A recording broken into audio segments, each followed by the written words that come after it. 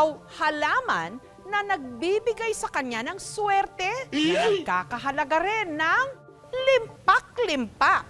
Mga certified plantito at plantita, mag-ingay! Ilapag na ang itinuturing nyong prized possessions.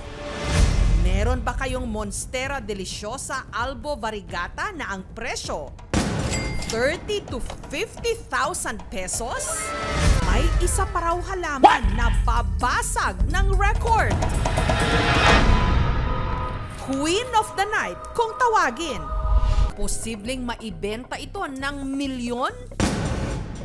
Matagal na naming alam na listed siya sa YouTube na most expensive o number 1. May nag-o-offer na nakaraan ng 2 million to 5.5 million sa black market. Anong halaman ba yan? At bakit ganyan kamahal? I-check na ang mga tanim sa inyong bakuran. Dahil baka hindi nyo namamalayan, may mga tanim na pala kayong magiging susi sa inyong pagyaman.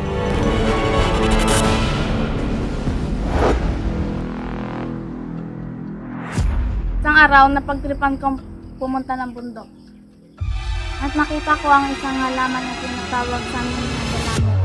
At naakit ako ng malulusog nitong dahon. Tapos nalaman ko na milyon pala ang halaga nito. Yung mga kilalang vlogger ng halaman sa Amerika at sa Europe. So yun yung basis. At the end of the day, may benefits. Pwede mong gawing perfume yung mismong flowers. Ngayon po na nalaman po natin na hindi naman po aabot pala ng milyon yung halaga ng plant po natin. Willing pa rin po ba kayo na ibenta ito? Sa totoo lang, kailangan ko talaga ng pera para makabili ng pangangailangan ko sa buhay. Ipapaubaya ko na lang siguro sa iba, baka kasi may ibinibenta din silang ganyan. Saka ko na lang ibebenta kapag sigurado ng milyon ang presyo.